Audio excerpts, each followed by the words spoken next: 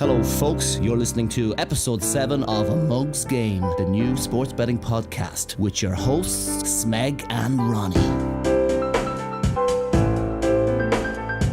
We've a lot to look forward to this weekend. We've got Wimbledon starting on Monday, of course. We have 2 provincial hurling finals tomorrow, Clare, Cork, Kilkenny and Galway.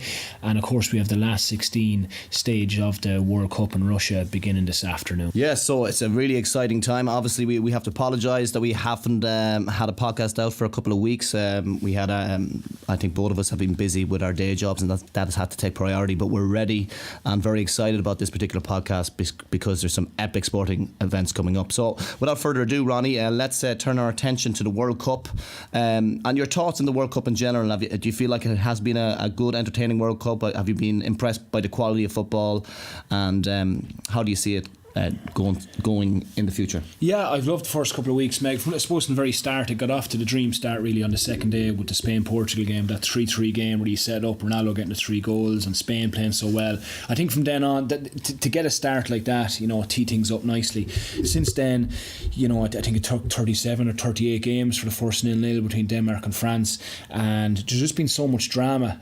I think a lot of the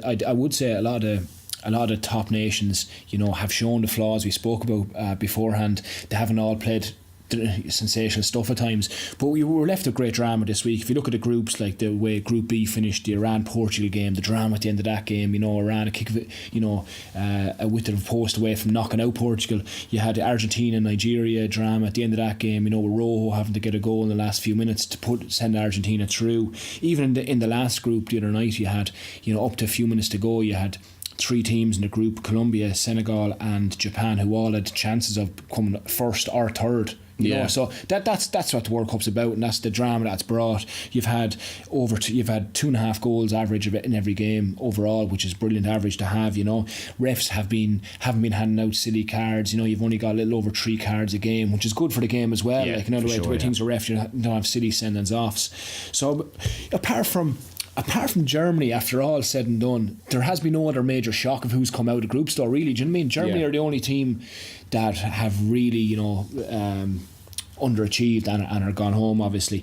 The other thing, Smeg, before we look at any bets, the World Cup, which impressed me, especially in the last week, is how teams who were completely out of the competition going into the third game in groups because they had no points, like Morocco and Peru and Costa Rica, South Korea, Poland. These are 5 teams, 5 different groups, so no points after 2 games. Who all either won or drew their last game, which changed the way the other game, it changed the whole outlook on the group. I think that was brilliant for the tournament to have that, to see that happening. The way Poland could just beat Japan and almost put them out, the way Korea put Germany out, Germany were a goal away from it.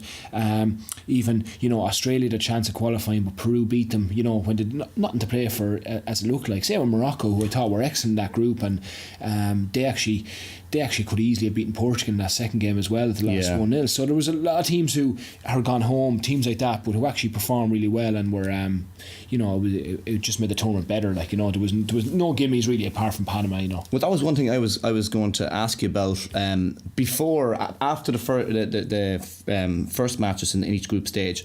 I was wondering, maybe it's better to play the easy teams at the end because in the first couple of games they might just park the bus, shut up shop, and then when they open up against a better team at the end, that they'd be more vulnerable. But it actually hasn't turned out that way. It turned out that these teams actually, it just goes to show what the pride for playing for your country is, the way Korea bet Germany. So that didn't materialise, but I was worried that it was going to happen that way. Some of these teams, they actually liked the fact that we're saying like Tunisia, their first win in the World Cup since whenever. It's there, they did it, exactly. No, it was really good. From a betting point of view, Smeg, with the bets we staked pre-tournament, there's a few of them still pending. Obviously the first goal scorer bets are still pending, and Lukaku's in a great position as it stands. that would be a we had him big at win, 16s. He's now around 4-1 now. Kane is still favourite. I'd actually would make Lukaku favourite in the fact they're playing Japan Monday as long as he's fit. He's looked sharp. He looks like Monday's a big game for us with that bet, to be honest. And to be fair with Lukaku, he scored his 4 goals from play. Kane got 2 from penalties. Oh no, he got a really poxy goal as well. Like Lukaku has had 4 great finishes, so he's looking so sharp, and he does have the service behind him as well. A couple other pending. We have obviously Uruguay pending tonight. They're playing Portugal.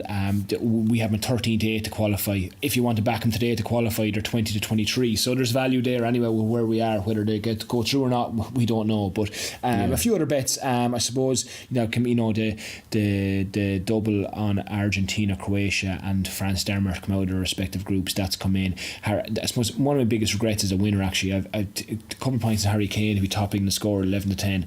That couple should have been max bet. It really should have been. You knew after a few minutes to change the game. The man, is a machine for goals. The whole thing, he's the central player in the team. The fact he takes the penalties and who they were playing, he's got 5 goals. That bet is, they should pay out in that right now, to be honest. But otherwise, other than that, a couple of disappointing losers as well. I suppose my biggest regret would be that I didn't cover that Egypt one we spoke about in the last podcast. I didn't go through with covering it without Salah not being fit, not playing the first game. You saw him in the second game. He wasn't prepared to take a shoulder. He actually deliberately stayed off the ground a couple of times. Should have backed Russia to cover that, to be honest. Yeah, and I suppose the other thing about that is Russia were very poor in friendlies beforehand, but if you just think all the host nations in the World Cup. Can you remember a host nation that has underperformed in the World Cup? Not on I suppose South Africa went out in 2010, but they've an exception. Always going to be very poor anyway. But as well as that, we backed Egypt before the draw. We knew who was going to be playing who, or did we know that? We knew. We knew. Okay. No, we knew. It was before he got injured, basically. But your man is the. But did we know that Uruguay were going to be playing Egypt in the first game? We did. Yeah, and that was the sort of because that was another reason because the two top teams were playing each other in the first game. Exactly. Say if Egypt were playing Saudi Arabia in the first game and got that win, it would have been a different story altogether. So that would have, that's another reason why it is a regret.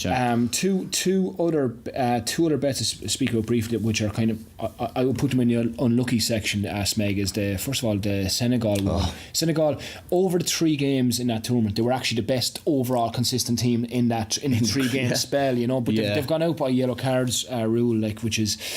It's just a look. The first game when they beat Poland 2-1, when they conceded that goal to Poland 10 minutes to go, I actually said to me, I remember saying, I might have actually texted you, that goal could be important, and it was a goal difference. A silly goal to give away, but on the last game, they bring on a sub when there's a corner. The second game against Japan, the keeper has an absolute nightmare after they played some great stuff. These things, and then of course the big one is Japan have got out. Japan played 10 men for a full game against Colombia. You can't legislate for that. That the Japan beating Colombia in the first match was the killer. And plus the fact that Colombia had to come into the Senegal match looking for a result because of that result against Japan. That was definitely unlucky. So that was unlucky, I suppose. And the last one we mentioned that we had was the Serbia to qualify, which was we looked in a great position. They won their first game. Second game, they're after an hour they're comfortable after an hour against Switzerland, and the Swiss did play well in the last half hour, but a couple of there was a stonewall penalty not given on Mitrovic. It was absolutely you won't see anymore. And then again the offside decision as well at the other end. It just really wasn't to be. They're a good side. I don't regret. Serbia were excellent. They were excellent in the tournament. I have to say they were very good. One thing I would say about the Switzerland game is that they were out on their feet in the last half hour. I remember Matic, he just looked as slow as he couldn't keep up at all. That's true. So it's just a strange thing, whether fitness and whatever. But as far as football, I thought Tadic had a great tournament, and they were unlucky as well, of course. But we probably did underestimate Switzerland as well. In fairness, they got the draw against Brazil. They're a decent side. Side, and we look forward. But we've a few more bets pending, and we'll add it up at the end of the tournament and see where we are. No problem. So we're just going to look at the last 16 matches now. So we're going to go through each match one by one, and we're going to hear Ronnie's thoughts on each of those. So we look at Uruguay or France against Argentina. Oh, what a big match! What a match to look forward to.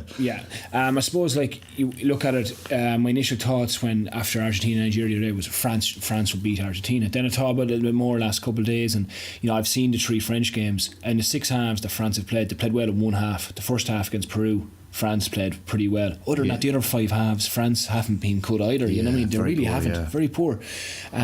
Argentina, everybody knows how they scrape through. Now, I will say one thing the other night. They were 1-0 up at half time with Messi's great goal. That was never a penalty for Nigeria. The one on Mascherano. He wasn't. So that kind of it made them look, probably they started being a bit desperate then after that, but they got there. But Argentina have been hugely unimpressive. It's a case of, listen, I think France win, but I certainly wouldn't be having a major bet on it. I don't know what you go for. I go for France to win. I haven't been a little acume. I'll speak about at the end. I go for France to qualify, but I wouldn't be having a big bet in that game. I couldn't. The two of them are so unimpressive so far. And the one thing about backing against Argentina is we see with Messi, that goal the other night, that he can produce. He can produce. What a goal it was! I go for France, but I hesitantly. Uruguay, Portugal. Now Uruguay, of course, is my tip at 28-1 to win the World Cup. And now they've won all 3 matches, but personally, I haven't been massively impressed with them. But they're playing Portugal as well. Quite similar teams. It was actually there was a lad the other night. Your man Tim Vickery, the South American reporter, he said Uruguay are actually the Portugal of South America. Portugal are the Uruguay of Europe, and it's actually very true. It's a very good point. I suppose I have Uruguay back to reach the quarterfinals, so I don't have money in this, but Portugal, they're amazing. They drew 2 games, and the game they beat Morocco, Ronaldo's header. They should have. Morocco fully deserved a draw. Portugal could easily have drawn the 3 games, just like they did throughout the Euros.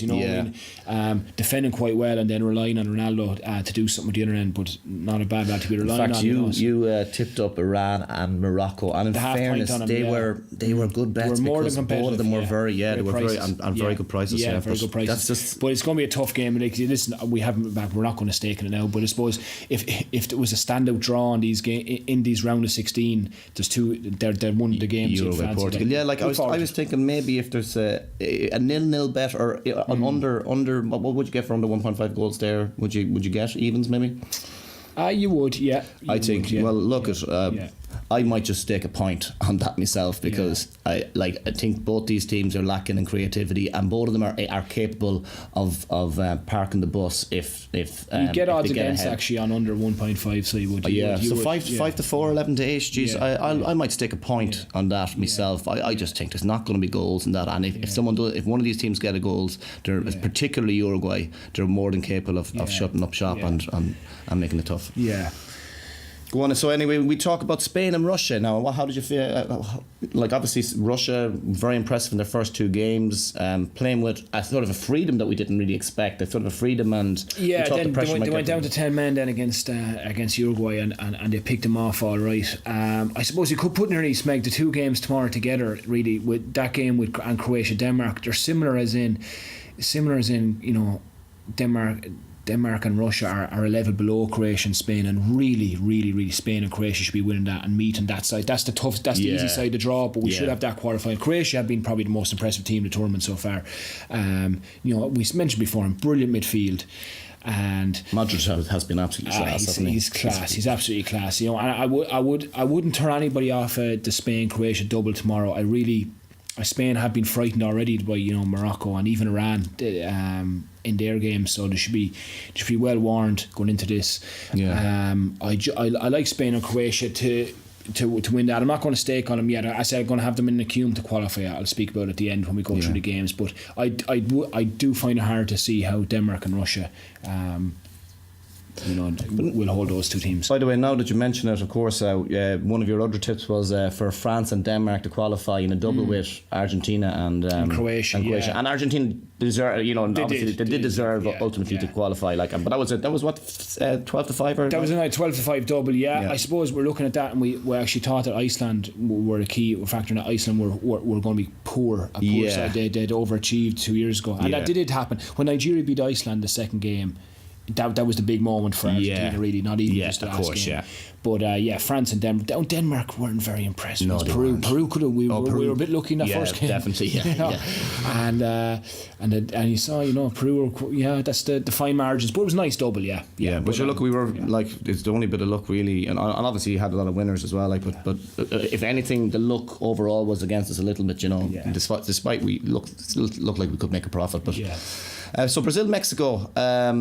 Brazil, how do you are you fancying them so far? Yeah, I suppose not much better than average, I suppose, really. I know they have dominated games, I suppose, and they have I suppose they were the most impressive in the second half against Serbia the other night. They impressed. They look like they might be lacking one other attacker, along with, say, Jesus hasn't really done it yet. No. With Neymar and Coutinho, it looks like they might need somebody else on the right now. Firmino, it doesn't need to be trusted. It looks like they need another player. It's like they're missing one other creative player in that front area of the pitch. But I think they beat Mexico. I think they're 1-2 just to win the game. I think that's fair. I think Mexico. If you look at Mexico, they actually a stat from the group stages so far. No keeper has had more saves to make than the Mexican keeper. Wow. And that's a poor fact on them. When you hear that of teams, anyone we think is the Panamanian keeper or whatever, but it's actually the Mexican keeper. So that shows, they do play in the counter. And the German game, they were brilliant in the counter with the amount of 1-on-1s they were creating at the other end of the pitch and so on. But geez, they lost 3-0 to Sweden the other night. They're going in the back of losing this. They got through because Germany messed up ultimately after having a great start. So and the fact that Germany were actually very poor, it sort of puts the result against Germany into context. You think, Jesus, we all think, geez, Mexico, the way they bet Germany, geez, what a team. But this is a team to be reckoned with. But then, as the group went on, obviously they were okay in the second match, but losing 3-0 to Sweden. Brazil head on to the quarters there, and then the second match Monday night is the Belgium-Japan game, and I think this is the Monday double. I'm going to stake on this. Okay. 2.5 point double on just straight wins for Brazil and Belgium at that's at 11-10. Yeah, it's even better, 6-5. You get 6-5 in that. So Brazil and Belgium double. Belgium they're in the hardest side of the draw after beating England tonight. Overall, as in the bigger picture, but for the short term picture, Japan is the best side around. They are. Although they've been more impressive than we expected. To be honest, in fairness, I think they did ultimately deserve the draw against Senegal. Would you not say no? Oh, they did. They deserved the draw against Senegal today. Yeah, but the first 10 minutes and then the Poland game the other night, they were off. I actually saw the last 10 minutes of that game, and I know why they had to do with the way they passed the ball around the back to play out time, so they wouldn't get any yellow cards. But they pissed me off so much. Just doing that, and Belgium, all Belgium's top players are rested as well going into this game. They're all rested from the other night. And Belgium are one of the best sides, I think, to put poor teams away with the players they have. Yeah, and I think we're going to get that quarter final, Brazil Belgium. I think that's things draws don't, we said don't work out the way the bookies are the way they're seeded, but this is one area I think it will. Brazil Belgium. So I have 2.5 point straight win double on that at 6-5. Okay, good stuff. Okay, and we look at Sweden Switzerland. This is not really a quarter our last 16 encounter that we expected. Yeah, it feels more like a playoff for Euros or something like that, doesn't it? Sweden have done well. Both of them done well actually. Both of them did well. Even Sweden played well quite well against Germany, and Switzerland, got their draw against Brazil to show they can play against the better teams. But they got the points on board. I suppose this game, along with the Uruguay-Portugal game, this looks like the other draw option. If someone wanted to, you can see by the prices, generally draws, Megger, you're talking 23-10 maybe as your average draw price. This is actually under 2-1 for the draw, so you can see where they're going. It's going to be a tight game. I certainly wouldn't be having a bet on a winner there in that game. No way. Fair enough. And finally, Colombia against the future champions of the World Cup in a few weeks' time. Is football coming home? Well, I look at this and Colombia are 3-1. I think they're a great price. I don't know how Colombia could be 3-1 against England. I think it's a lot closer than the market suggests. Now, of course, England, if we speak about luck, they got initial luck with the group they had, getting Panama and Tunisia. They got more luck then. They lose to Belgium, but end up on the better side of the draw for doing that. And now James Rodriguez looks like he's in misery. You saw him in the second game, how crucial is Colombia. He's actually a real leader from as well. He's actually encouraging him. He's really standing out as he's the man. He went off the other night and they really struggled against Senegal. But what's the update on him? Don't know. He hasn't trained well. The fact he went off in that game, such a big game the other day, suggests he can't be right. But even without that, England haven't played anybody. We can't judge England yet. Nobody can. How can you judge them on Panama and a last minute winner against Tunisia? is you. I couldn't judge them.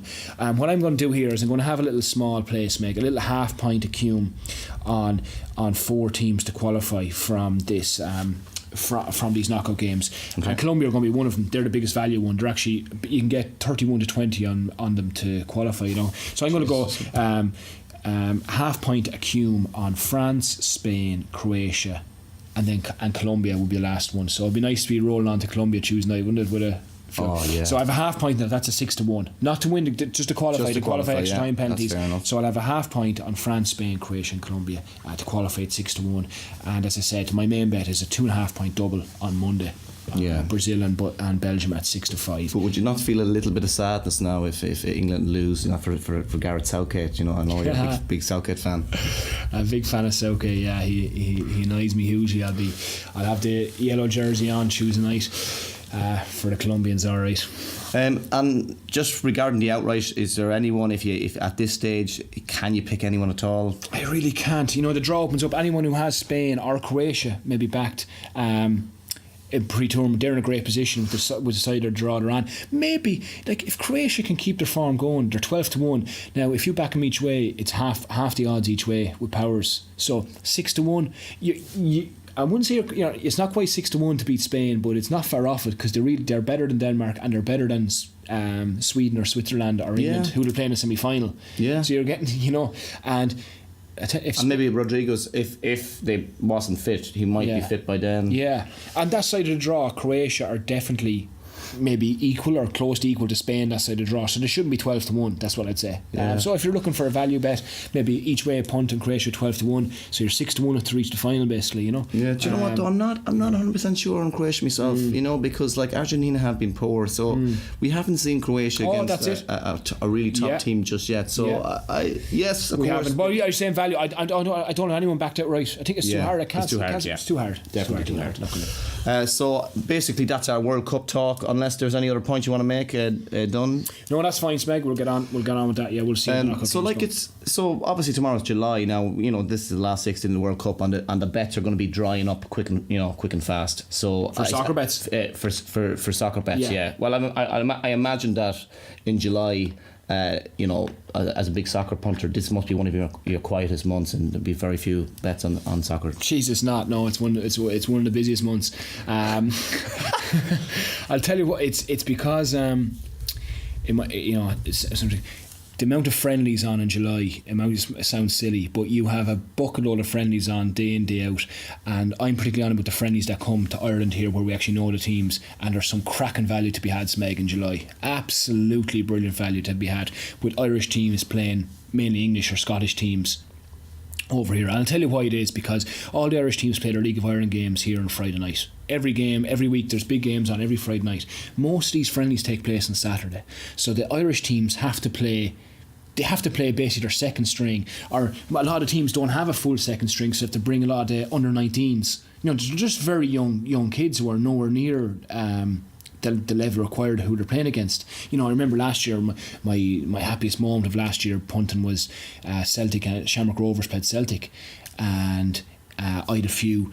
You know, I waited for the teams to come up. Celtic had their full strength team out, and Rovers played the night before, so Rovers had their second team out.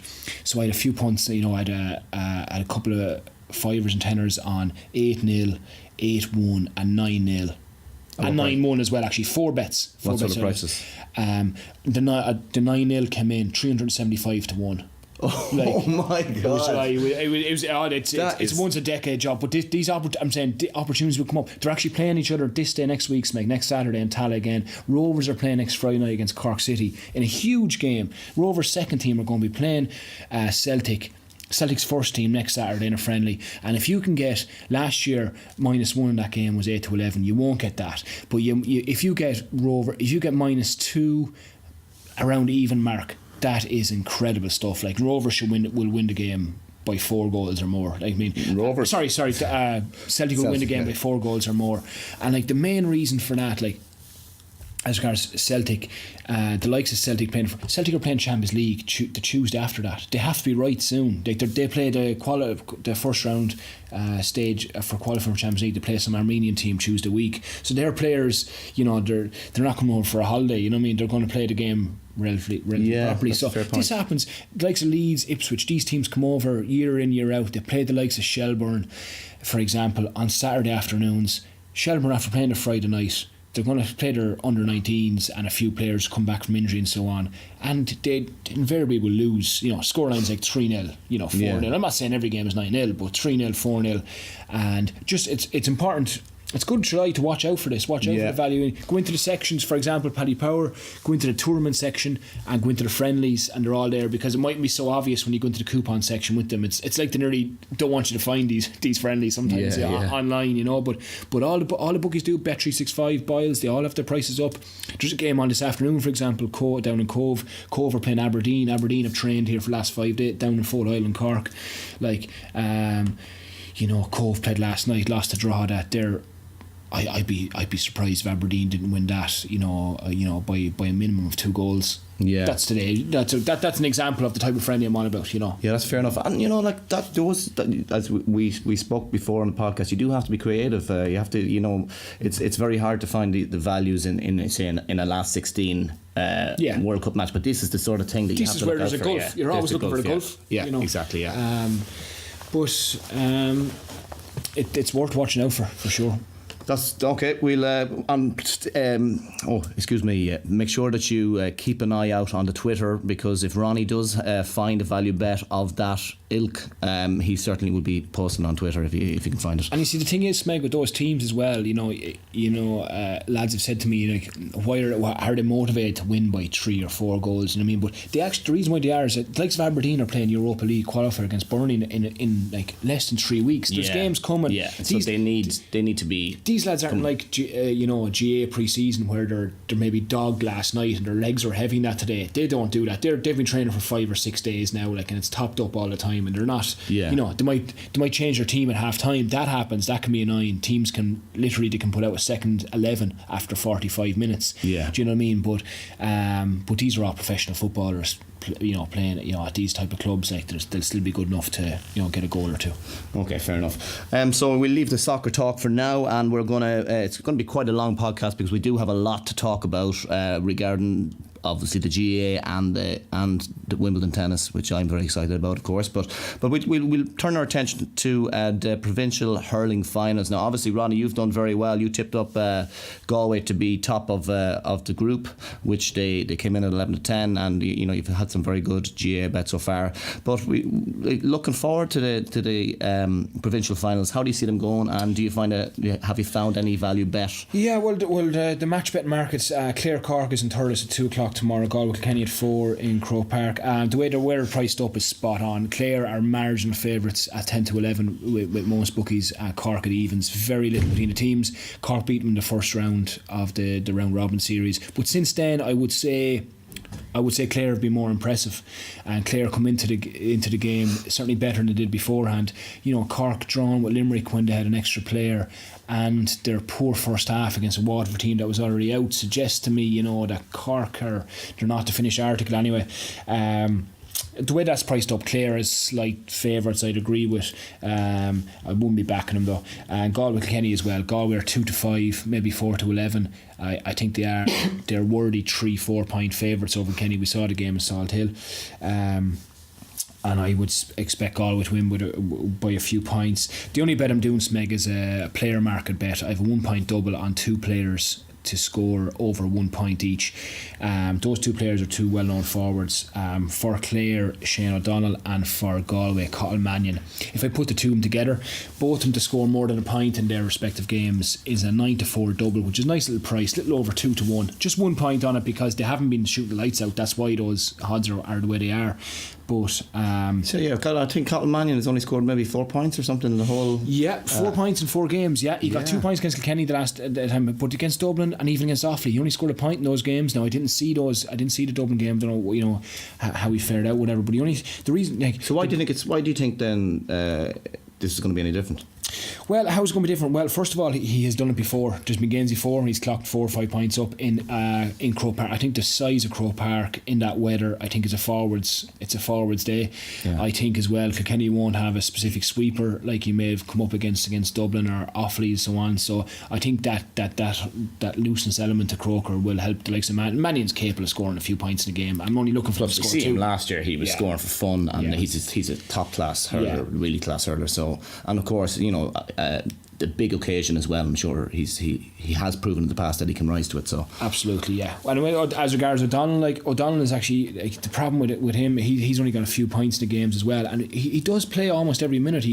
O'Donnell will play at least 65 minutes in every game for Clare. But what he has been doing down those Munster games, he comes out wins brilliant possession and recycles it nearly to the half hour. Like Tony Kelly gets a load of points because O'Donnell's coming out. And I just think maybe tomorrow on that big pitch in Thurles, and there's a looseness about Cork, I think, at times with that O'Donnell might actually, you know, he's capable of getting a goal obviously as well, like, you know, but I think he might get a couple of points tomorrow, based on, you know, Cork it's not a tight pitch like Cusack Park was in Limerick the last day with sweepers at both ends. O'Donnell might get a little bit more space tomorrow. I'm just hoping he's a little bit more selfish really, because you know, he does get on the ball so much. Who's likely to be marking him? So to have there, well, Callahan could be there, Cadding could be there for back tomorrow. These type of guys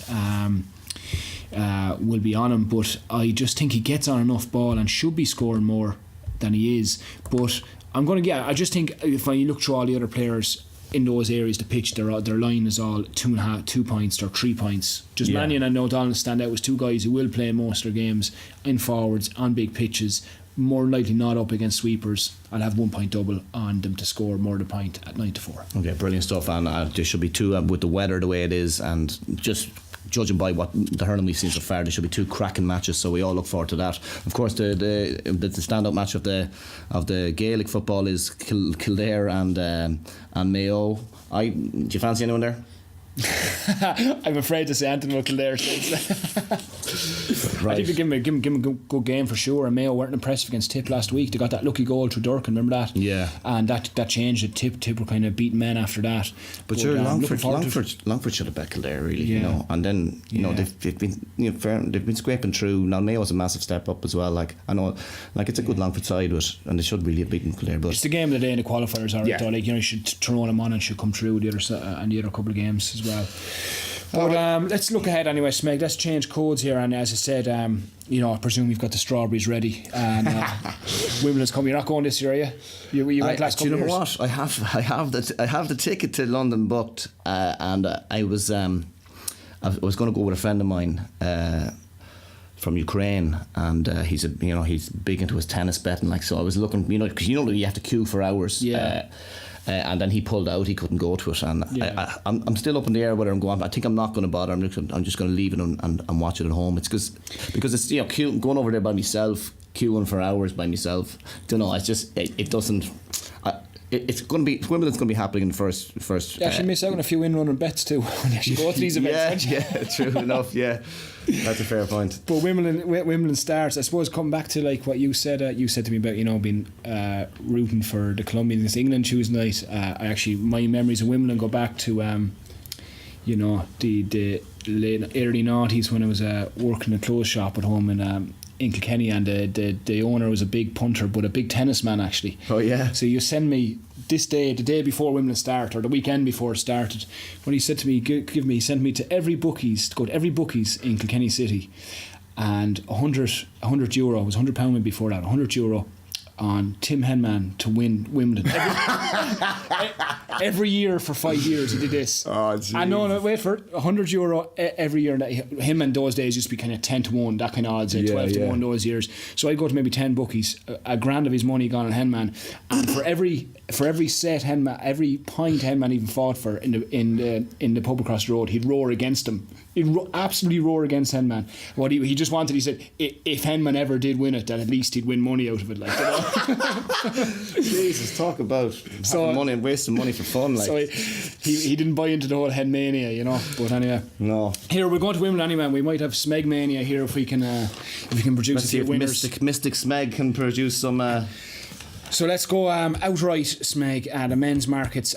Surely both men's and ladies is a bit more open compared to the French when we spoke with Nadal and Halep, and we were nearly born ourselves with the thought of them, walking to the French Open title. Yeah, well, particularly Nadal in the men's side. Yeah, look, I'm really excited about Wimbledon this year. It's just both draws are so open. Obviously, Federer is a strong favourite and a deserved favourite on the men's side. Yeah. But like there are on both sides, as I mentioned in another podcast, I was comparing the women's side, the women's draw with the in the French to Wimbledon, and mentioning that there are so many players that have a genuine chance in the grass that don't on the clay. Yeah. And even with the men, that scenario is true as well. So yeah, look, it's very exciting, and not that easy to pick value bets. But we'll go. Let's have a look at the outright. So let's look men's a few of the odds early on. Federer is, I'll go with powers for this. Federer is 7-4 favourite.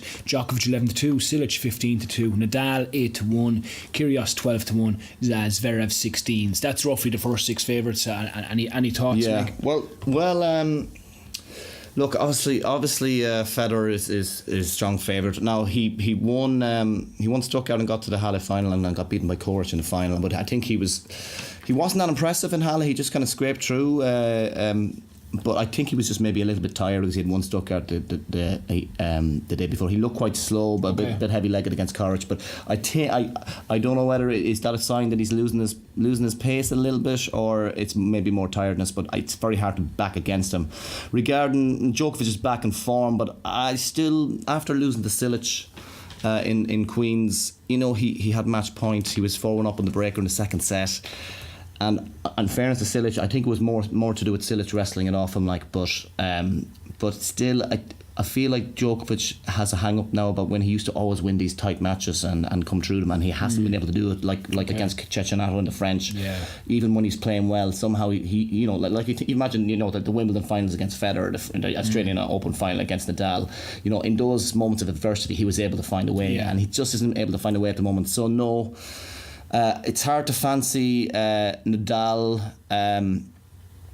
because look, at the end of the day, in recent years he hasn't got to the latter end of stages of Wimbledon in years. Yeah. He's been beaten by the likes of Rosal, Steve Darcis. Last year got beaten by Gilles Muller, and who in fairness played out of his skin. But the one thing I'll say about it is he does have a handy draw, and if ever there's a chance for Nadal to win Wimbledon again, this is it. This is his last. As far as I'm concerned, it's his last chance. There might be a bet in the quarter or bet in the middle, maybe. Do you know what? We'll go through the quarters later on, but I'm not so sure. Out of all those players now, I have to say, I'm actually thinking myself that Zverev, you mentioned 61, he's 61 with Paddy Powers, but he's actually 20-1 with Boyle Sports. Zverev is 20s with Boyles, yeah. 20-1 with Boyle Sports. Okay. And, in fairness to Zverev, he, in the French Open, he sort of made a breakthrough. He finally got to a quarterfinals of the French Open, and he played a lot of 5-set matches, and he was a bit tired against TM in the quarterfinals. But it was that sort of breakthrough that he kind of made a snap. No, I'm here to make it to the business end of Grand Slams,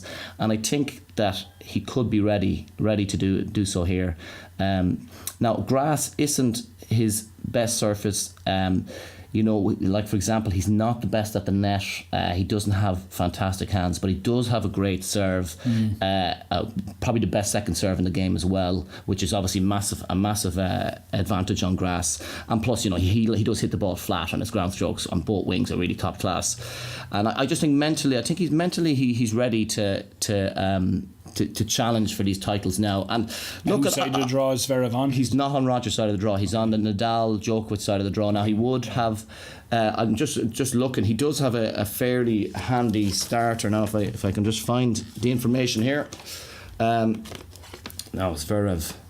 He's got James Duckworth in the first round, and then maybe Taylor Fritz should take care of them. Maybe Zoomer, Gulbis, someone like that. Martyr maybe.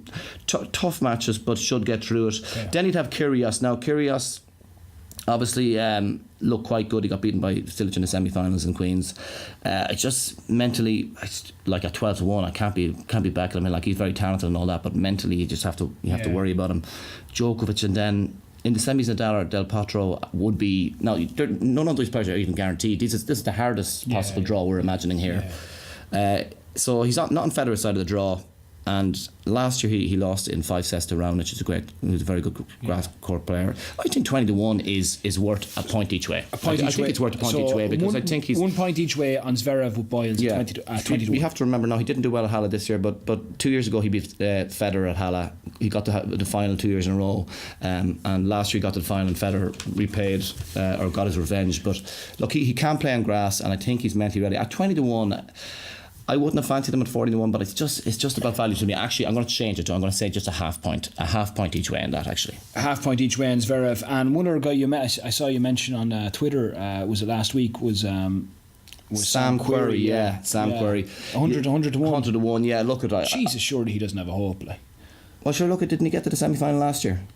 And won the first set against Silic, and he had played a lot of long matches, 5-set matches with Kevin Anderson, who he's due to play in the 4th round if it goes that way again this year. Yeah, look, I probably should have waited till the draw came out. Obviously, you're hoping whatever player you're backing is not on the side of the draw as Federer, so that was probably a mistake on my part. And you know what? Look, he's dangerous. At 101, I'm still happy enough. Okay. Like, I didn't put a lot of money on him, but yeah. So, I'd have to mention as well, I know we talked about Dimitrov at 50 to 1, or Dimitrov a few in our first podcast, and I was saying at 20 to 1 I was thinking about him. Now I think at 50 to 1 he's on Federer's side of the draw, but at 50 to 1 I'm tempted by him. I'll think about it, but it's a big price for him. Like, you know, he did win the ATP World Tour Finals last year. He didn't do well on the clay, but he never does well on the clay. I'll keep an eye on Twitter. If I decide to back him, I'll let you all know on Twitter. Good stuff. And with the ladies, Smeg, Kvitova is 9-2, 5-1 favourite. Yeah. Serena 6-1. Muguruza maybe third favourite, 9s or 10s. Kerber next around 12s. Halep, the French Open champion, of course, is around 14, 16 to 1, and then Pliskova. Yeah, would be between 16 and 20 to 1 generally. So, any thoughts on those? Well, look, I think if Kvitova can produce her best tennis for seven matches, I think she definitely is the player to beat. I know she obviously won a week ago. And in Nottingham, I think it was WTA Nottingham. Yeah. And look, she was very impressive during it. Look, she's the player to beat, but at 9-2, she doesn't have the easiest draw. Like, she's got potential matchups with Kerber, Halep, Muguruza. It's not the best draw, and sure, look, you never know. Serena could produce the goods and find a bit of form, and so you won't be backing her 5-1 basically. I wouldn't be backing her 5-1, but look. One thing I'll say about Kvitova, what I feel about Kvitova is that the best time to back Kvitova is when she's at the business end of a tournament. Obviously, the price will have shortened a lot, but you could, if she got to the semi-finals, you'd trust her. You would trust her, yeah. Okay. You would trust her. Because any time she has done in the past in the Grand Slams, 2 Wimbledons, once she got to the semis, she went on and won them. So just regarding the women's tennis, there are some big prices out there to consider. Like I myself, I love Kerber on grass. I absolutely love her. I don't love her draw. She's got a tough maybe third round matchup against Naomi Osaka, who's a very dangerous Japanese player. And I backed her at 16 to 1. I can't tip her at 12s and 14s. I'm just about happy enough with that 16 to 1, because I do think she's looking good. Like, she surprisingly did very well on the clay, did very well in the Australian Open, got a semi-final. She's been to the final of Wimbledon before. Right. She's someone to watch out for. Also, I have to say, Venus has an easy draw, but sure, it's very hard to know. Like, she's about 40 to 1, I think, with Paddy's, and I'd nearly wait to see how she's playing in her first match. And these outright bets tend to stay up while the tournament has started, which is unlike other tournaments. So if she's looking good because of her draw, I'd be tempted by the 40 to 1 there. Have to say, Naomi Osaka at 50 to 1 is a fairly big price. She was only 25 to 1 a few weeks ago. You said that the prices generally stay. What I mean, so they kind of rule out the first round games, is they say? No, well, as in, for example, in other tournaments, okay, if you have your outright prices, but as soon as the matches start, they take the outright prices down. Oh, you literally can't put a punt down. You can't. Once the matches start, you can't. But during the Grand Slams, they keep them up. Okay. So it's just one thing to look out for. Like, she does, she has a good draw. We'll talk about that again. I have to say, Coco Van de Vee, 50 to 1. It looks a bit of value as well. But we'll talk about her when we get to the quarter betting. Okay, so you're not staking outright. No, I'm not. I can't stake outright. I've got Madison Keys back from earlier in the year at 28 to 1. I think that's good value. She's 20 to 1 now. That's not bad value either. But look, it's hard to know. She's massive serve, unbelievable weapons, but she's still always going to be a bit of an unforced error machine. So I'm happy enough because she's on the better side of the draw. But look, okay. no outright bets. Okay, we're going to the quarter betting, which has proved successful for you recently, Smeg. So quarter betting basically means they must reach the semi-final, isn't it? Yeah. We know the draw, and so when we say someone to win their quarter, first, second, third, or fourth quarter, it means that they reach the semi-final of the tournament. Yeah. So and the 4 men's quarters, Smeg, any bets there for us? Yeah, no, look Federer 3 to 10, I want the 3 to win his quarter. Yeah, fair enough. Obviously, he could meet him foot round. I'd say he probably will get his revenge over him, but the course is a tough one. Anderson and Curry are there as well. They could be dangerous, but you got to fancy Federer there. In the second quarter, this is where my one bet, I've got 2 bets actually in the quarters. But in the second quarter, I'm going to tip up Marin Cilic. Now I got him at 13-8 with Sky Bet, but he is available at 6 to 4. Many different bookies, TalkSport included, and Bet365. I'm tipping Marin Cilic up to win his quarter at 2 points at 6 to 4.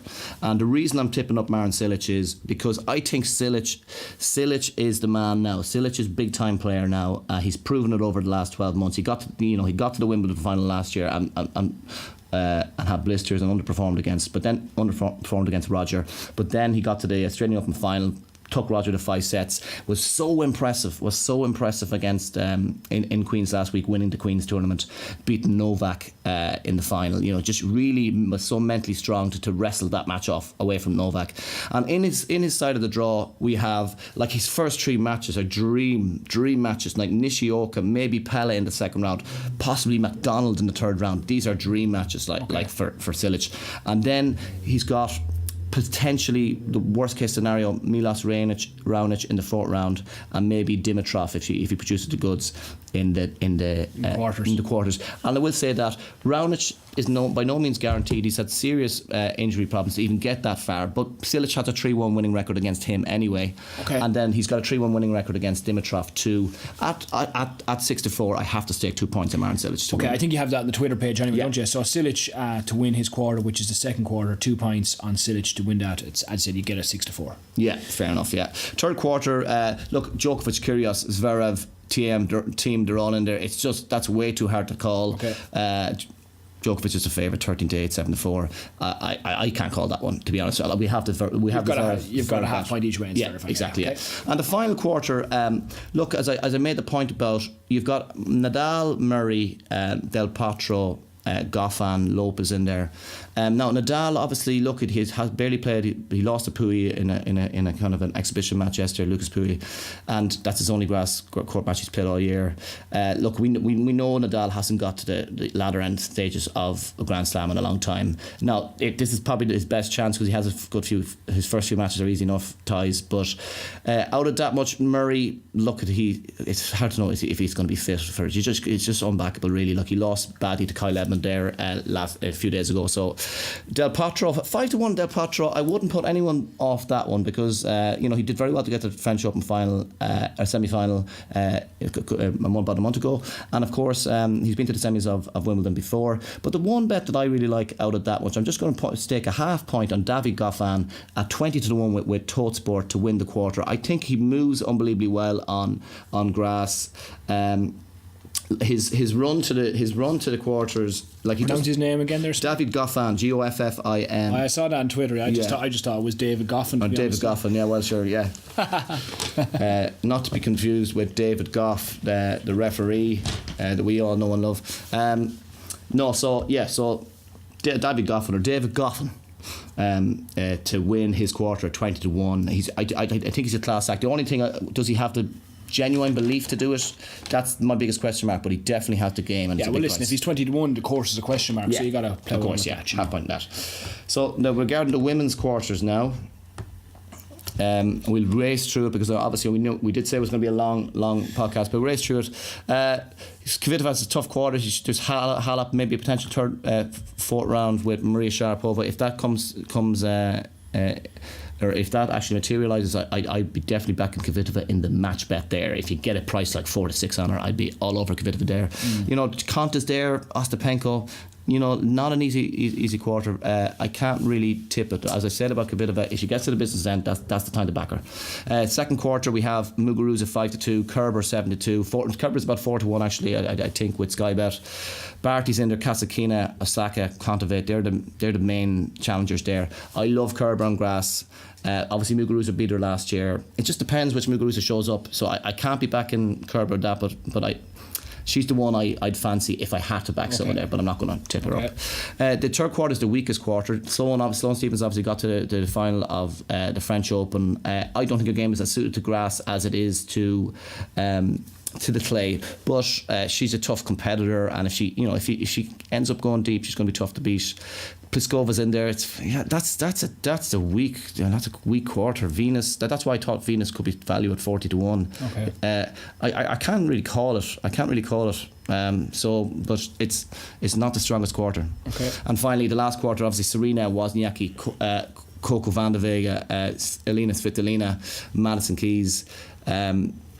Look, and Radvanska's in there as well. Look, it just depends on which, how fit Serena is. If she's in her very best form, you'd have to fancy her there.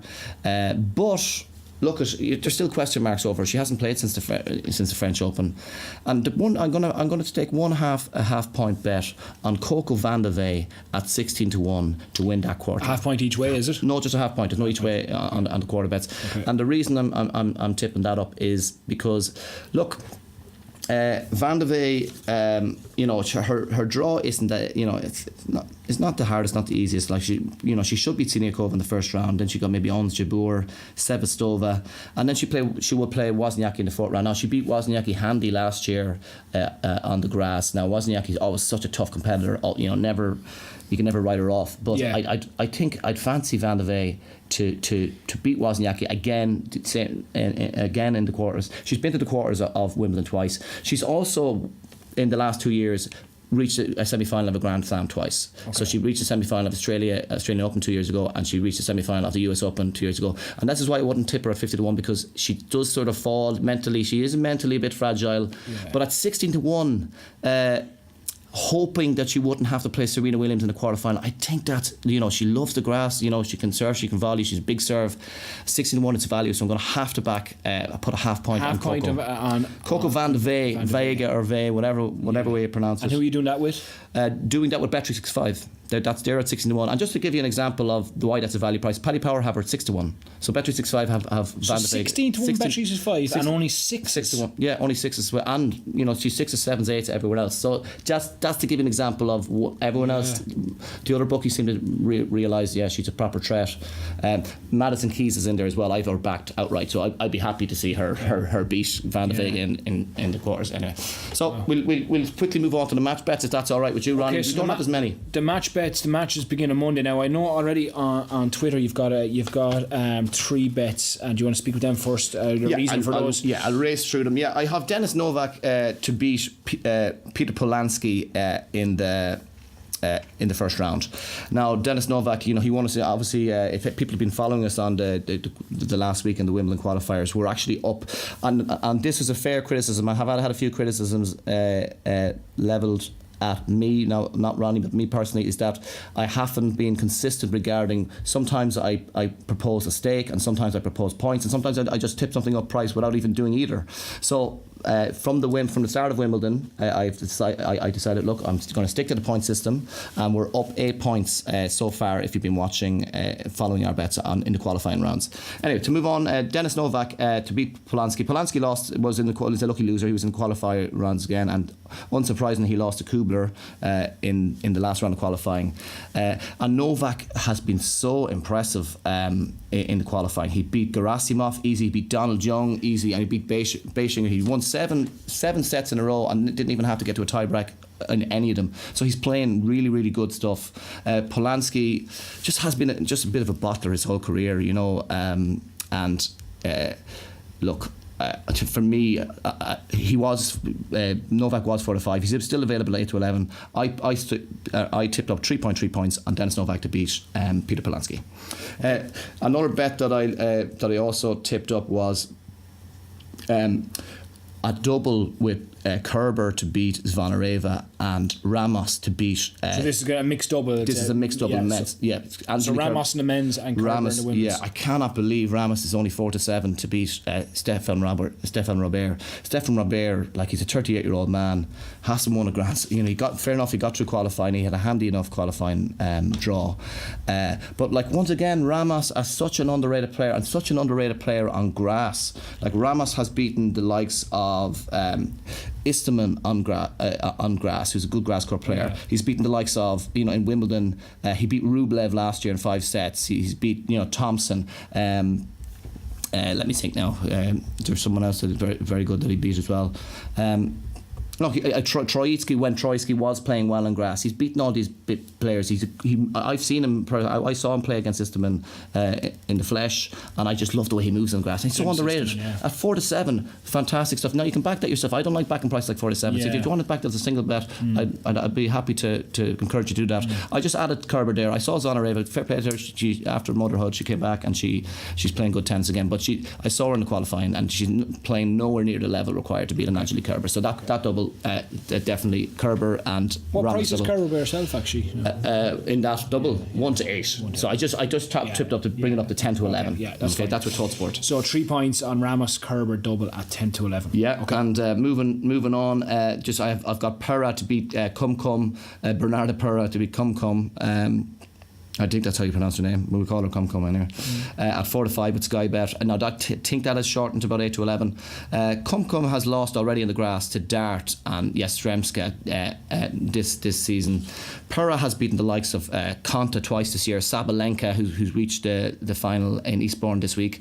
Vesnina Vondrousova. She's beaten a lot of good players, and she's already beaten Bondarenko and Sepedi on grass recently. So she had a lot of bad loss to Jakupovic. But Perra has sort of come onto the scene this year and proven herself as a potential top player, and she hasn't played an awful lot of grass. But Cum has never, even though she hits the ball flat, inexplicably she's never won a Grand Slam match on the grass. So I have to say Perra. I could be wrong about this, but I 2.5 points on Perra at 4-5 to beat Cum. And these are all on Monday, yeah? These are all on Monday or Tuesday. Monday or Tuesday. The first round is Monday and Tuesday. I'm nearly done with the bets. I have to say I didn't like the draw very much. Now there's one other bet I like. I like an Osaka and Keys double at 8-11 with Toad Sport. Osaka to beat Niculescu and Keys to beat Tomljanovic. I just think they're both at level above their players. Niculescu's in very bad form at the moment. Now she's a bit of a tricky game that maybe Osaka wouldn't appreciate, but Osaka will have too much power and too much class for her. What price is that double and what you say? 8-11, 3 points at 8-11 on that double. I'm not going to say much more about it because I just fancy both. Last but not least, I just want to go through a few. I'm not going to tip them, but just a little points now regarding possible shocks. Denis Istomin plays Nick Kyrgios. That's a very tough match for Kyrgios in the first round, and I wouldn't be surprised to see that match go to 4 or 5 sets. And Estimus is 5-1. I wouldn't put anyone backing off, or 6-1 actually with some bookies. I wouldn't put anyone backing him off there. I think Basilashvili is 5-2 to beat Simone. I think that match will definitely go over 4 or 5, go to 4 or 5 sets. Or if there is a kind of an 8-11 or on over 3 sets, I'd be backing that. I think Berrettini. I'd like Berrettini to beat Sock. Sock is absolutely atrocious at the moment, and Berrettini's an underdog price. Hasn't a lot of experience on grass, but he did recently beat Dustin Brown on grass and a Gomez. So he's had a few wins under his belt. Sock has lost 7 of his last 8 matches, and he lost inexplicably to Zopp in the French Open. That's a really poor loss. He lost to Offner last year, really poor loss at Wimbledon. So I might have a little nibble on Berrettini to beat Sock. Clan is 5-2 versus Sojitas. Clan came through qualifying very well, and Sojita hasn't been in great form in the grass, even though you expected more. So a few other small ones, and maybe Garin to beat Manarino. I think that match could definitely go overs as well. That could be a 4 or 5 setter. So yeah, there's not as many opportunities in this Wimbledon draw as the French Open draw, but they're my tips for the first round. And keep keep listening to the Twitter handle to see if we come up with any more tips. Good stuff, Smeg. Well, I know you've taken the next 2 months off your day job to concentrate on Wimbledon and the US Open in August. So let's try put these bookies in the back foot nice and early. Yeah. That's great, Smeg. So that'll do for now. As I said, we might stick up a couple of the other match bets and quarter bets that you mentioned there on the Twitter page for people to see. Yeah, there will be more tips posted, and because we only get to do the podcast maybe once a week, I know it was 2 weeks since our last one, but most of our tips will be coming up on the Twitter handle. So make sure you follow us on Twitter, subscribe Most Game Podcast on YouTube, and we're also available to download on iTunes and Stitcher and Acast and all those places. Good stuff, Smeg. Well, I hope everyone enjoys the last 16 knockout games, the Gaelic this weekend, the Hurling tomorrow, the Wimbledon starting on Monday, of course, and we will be back to chat to you next week and see how things are going. Brilliant stuff, folks. Good luck.